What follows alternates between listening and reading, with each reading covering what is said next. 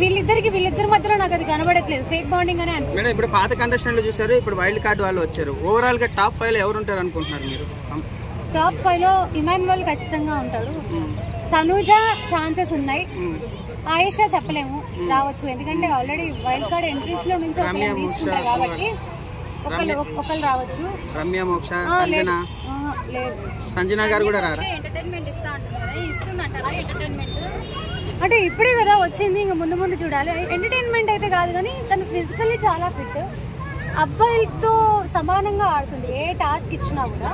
So physically తను fit, task ఆడడం బాగా ఆడుతుంది కానీ ఎంటర్టైన్మెంట్ అయితే నాకేమంటా. సో ఈ వైల్డ్ కార్డ్ కంటెస్టెంట్ వచ్చినాక ఈ డిమోన్ పవన్ కళ్యాణ్ వీళ్ళందరూ అవసరం అంటారు హౌస్ లో?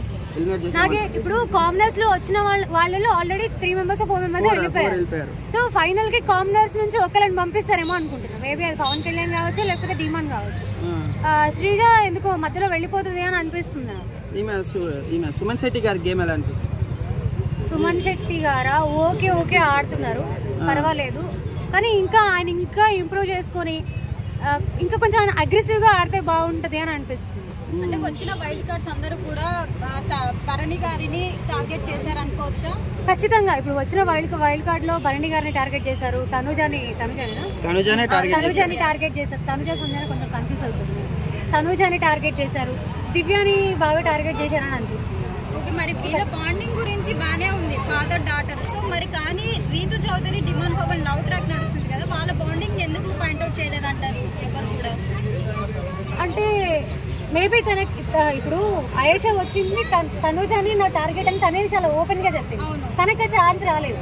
ఒకవేళ రీతుతో ఆయేషాకి వాళ్ళిద్దరి మధ్య ఏమన్నా గొడవలు అయితే అప్పుడు తనని టార్గెట్ చేసే ఛాన్స్. ఓకే, మరి ఫౌల్ గేమ్స్ ఆడింది కదా రీతు చౌదరి, మరి ఎందుకు నామినేషన్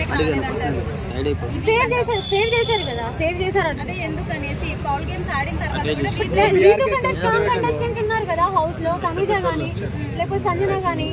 ఫేక్ పర్సన్ ని భరణి గారిని నాన్నని ఊహించుకొని మోసపోయారు అనుకోవచ్చా? మోసపోదాను. కొన్నిసార్లు సపోర్ట్ చేస్తున్నాడు కదా తనుజకి, ఎవరున్నా లేకపోయినా కొంచెం ఫాదర్ సపోర్ట్ నమ్ముకుని హెల్ప్ చేస్తున్నారు కాబట్టి ఫేక్ అని మాత్రం చెప్పలేదు. అంటే ఆయుష్ని ఫేస్ చేస్తుంది అంటారా తనుజ డిబేట్ లో కానీ లేకుంటే ఆయుష్ గారికి నిజంగా పవన్కి బుద్ధి లేదు.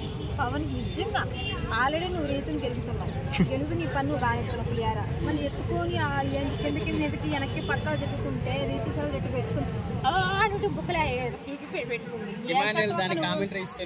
అదే పాప ఏదో సాంగ్ కూడా పాడారు ఇమానియల్, లవ్ ఫీల్డ్ సాంగ్ ఏదో పాడుతూ పడ్డాడు. కాబట్టి అక్క రీతు అక్క చూసావా, ఇన్ని రోజులకైనా తెలుసుకో అక్క, బిగ్ బాస్ అయినా ఏదైనా సరే అక్కడ వారికి తర్వాత బయటకు వస్తే ఏముండదు, నువ్వు మోసపోకు ఓకేనా, నీ గేమ్ ఏంటో నువ్వు వాడు ఓకేనా. మాధురి గురించి ఏం చెప్తారు? మాధురి అక్క ఫైర్ మీద ఉంది అక్క, నువ్వు తగ్గేదలే కానీ కొంచెం ఎక్కువ అయిపోతుంది అక్క, ఉండు కానీ సపోర్ట్ చేసే జనాలకు ఉండు కొంచెం, ఎందుకంటే చిన్నపిల్లలకి అక్క తట్టుకోలేకపోతున్నా బిగ్ బాస్ లో. ఫైర్ చూపి, నువ్వు బయట ఫైర్ ఇక్కడ ఫైరే, కానీ చిన్నపిల్లలకు కొంచెం దయ చూపించక్క.